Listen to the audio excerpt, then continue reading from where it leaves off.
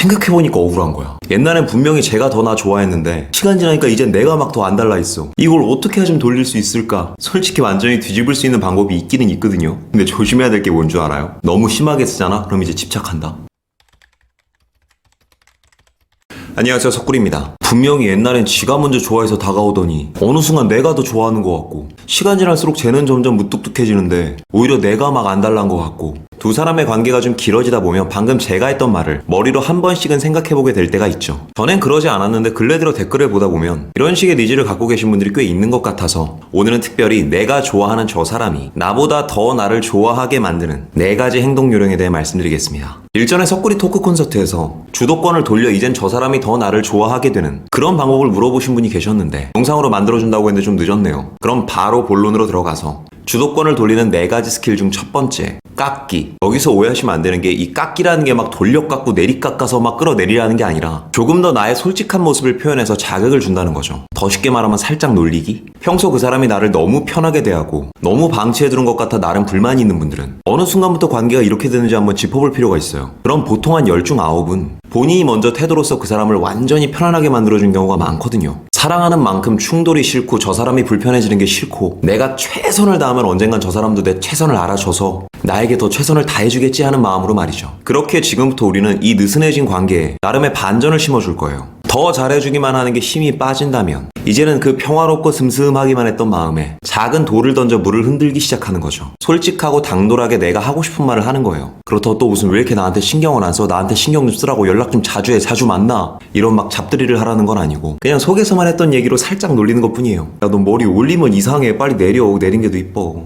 야, 누가 요새 셔츠를 그렇게 입어. 팔 올리지 마. 촌스러워. 향수 바꿨어? 이거 무슨 향이야? 완전 포근해서 우리 아빠 스킨인 줄. 이런 식으로 놀리고 디스하되 조금 당돌하고 귀엽게 디스하는 거예요. 이 밖에도 오늘 나를 만나는 날인데 애가 너무 편해져서 슬리퍼를 신고 나온다던가 귀찮아서 머리를 까치집을 하고 나왔다던가 하는 그런 부분을 나름 당돌하게 까주는 거죠. 남자의 머릿속에선 무의식적으로 내가 이 정도만 해도 얘는 불만 없이 늘 나를 만나는 사람이었는데 조금씩 디스가 들어오는 순간 작은 불편함이 심어지게 되거든요. 그리고 이런 귀여운 깎기가 한 2-3번 정도 연결되다 보면 어느 순간 남자도 마냥 편하기만 하다 이제 그 여자가 지적한 부분을 점점 신경 쓰게 되는 경우가 많거든요. 그리고 이건 반드시 진지한 톤으로 얘기하면 안 돼요. 말은 분명하지만 장난치는 분위기로 편안하게 그냥 평소에 하고 싶었던 행동 장난 말장난 치면 됩니다. 이어서 2번째, 만남 조율. 만남 조율은 굳이 만남만 줄일 게 아니라 카톡이나 전화의 수를 줄이는 것도 포함입니다. 생각보다 많은 분들이 사랑하게 되면 더 많이 만나고 더 많이 연락하길 바라는데 참 슬픈 현실이지만 되게 질린다는 마음은 여기서부터가 시작이거든요. 처음에 그 사람이 여러분보다 더 여러분을 좋아했던 경우가 많아요. 아닌데 난 처음부터 내가 더 좋아했는데 라고 말하는 분들조차 감정의 곡선에서 그 사람이 여러분에게 가장 큰 곡선을 그렸던 시절이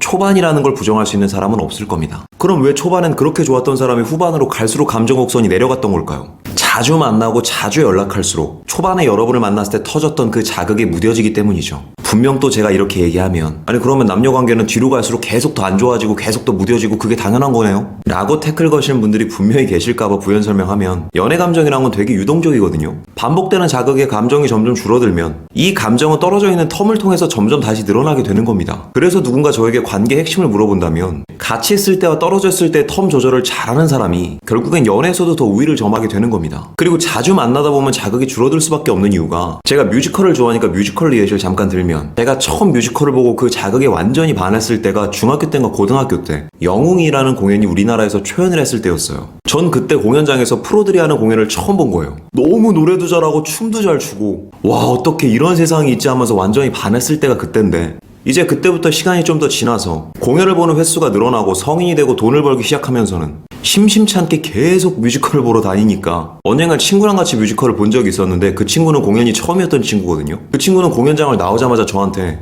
와, 나 살면서 이렇게 노래 잘하고 이렇게 춤 잘 추는 사람들 처음 봤다 라고 하는데 저는 그닥 그게 와닿진 않는 거예요. 그 배우들이 못해서 그런 게 아니라 정말 특이한 배우 몇 명 빼놓고 나면 웬만한 프로 배우들은 다 그 정도씩은 하거든요. 공연을 자주 볼수록 점점 그 자극이 무뎌졌기 때문이죠. 그러다 한 3개월 바빠서 공연을 못 보다가 오랜만에 기분 전환을 하려고 한번 찾아가서 봤더니 막 소리도 크고 배우들도 너무 멋있고 간만에 옛날 처음 뮤지컬에 빠졌던 그 기분을 느꼈어요. 그렇기에 만남과 연락도 좋을수록 더 조율을 해야 되는 거예요. 의도적으로 갑자기 만남 횟수를 훅 줄일 수 없다면 가장 좋은 게 만났을 때 리미트를 거는 거죠. 만약 한 번 만나서 정말 하루 종일 노는 부부는 커플이라면 전날 미안한데 나 내일 6시에는 친구랑 약속 있어서 밥 먹고 카페 갔다 오늘은 헤어져야 될 것 같아. 이따 7시에 가족들끼리 외식하기로 해서 오늘은 영화만 보고 바로 가야 될 것 같아. 이런 식으로 살짝 만남에 아쉬움을 남겨주는 거죠. 그 남자가 순간적으로 서운해지거나 아쉬움을 표현한다면 이 또한 서운함이라는 불편함을 살짝 심어준 것이니 더 그 사람은 자극을 받게 될 겁니다. 많은 분들이 제게 질문해 주신 것 중에 떨어져 있는 시간이 길거나 연락텀이 늦어지면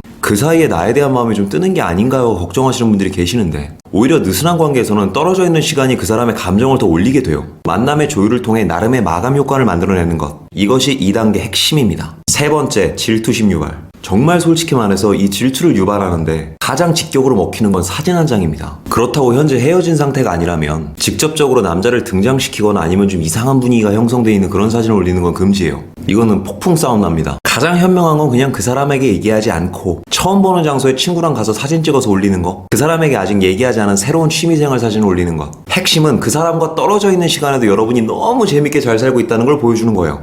요 정도만 해도 무의식적인 질투는 끌어올 수 있습니다. 뭔가 저 사람의 세계에 이젠 내가 아닌 다른 무언가가 채워져가는 나름의 소외감이랄까 박탈감이랄까. 그렇다고 푸사를 막 하루 주기로 막 바꾸는 건 안 되고요. 이거는 너무 속보여요. 적절한 횟수를 말씀드리면 일주일에 한 2번? 저는 프로필 사진 잘 안 해놓는데요 라는 분들이 쓰시면 더 좋습니다. 뭔가 내 세계에도 너 말고 다른 무언가가 점점 들어오고 있어 라는 것만 보여주면 돼요. 논외로 아예 헤어지고 나서 재회를 원한다면 그때는 남자 사진 등장시켜도 좋아요. 상황이 상황인지라 더 세게 때려서 그 사람 머리에 각인되는 수밖에 없거든요. 근데 그런 상황이 아닌데 남자 사진 등장시키면 진짜 작살나. 이제 대망의 마지막 4단계 여유 장착. 사실 앞에 말씀드린 저 깎기, 만남 조율, 질투심 이거 다 여유 없으면 절대 못해요. 그리고 상대를 안달나게 하려다 내가 더 안달이 나서 다 불어버리는 그런 말도 안 되는 일들 진짜 많이 일어납니다. 그러니 부디 저 행동들을 해서 그 사람의 마음을 다시 돌려버리고 싶다면 나도 나만의 여유로움이 있어야 돼요. 그리고 그것을 만드는 방법은 뭐냐? 여러 가지의 자기개발, 독서와 운동입니다. 나는 시시콜콜한 얘기는 하지 않을게요. 독서, 운동 툭 까놓고 말해서 좋아하는 사람들이나 하고 하는 사람들이나 합니다. 그냥 내가 그 사람과 있을 때만큼 더 재밌는 무언가를 찾으면 돼요. 그 사람을 너무 좋아해서 이 사람만한 건 찾을 수 없어요 라는 분들도 계시겠지만 그럼에도 그 엇비슷한 무언가, 나를 완전히 몰입시킬 수 있는 그 무언가는 찾아내야 돼요. 게임을 하는 것도 상관없고요. 유튜브를 보는 것도 상관없습니다. 끝으로 스킬적인 거 다 말해주고 나서 갑자기 이런 얘기하는 게 좀 힘 빠지긴 할 텐데 어느 순간부터 그 사람의 태도가 한 번에 변해서 나를 너무 서운하게 한다거나 너무 상처받게 한다거나 막 함부로 대한다거나 그런 게 아니라면 내가 더 좋아한다고 해서 그렇게 억울할 건 없어요. 연애의 만족도는 오히려 내가 좋아하는 사람을 내가 만났을 때 더 높아지는 거거든요.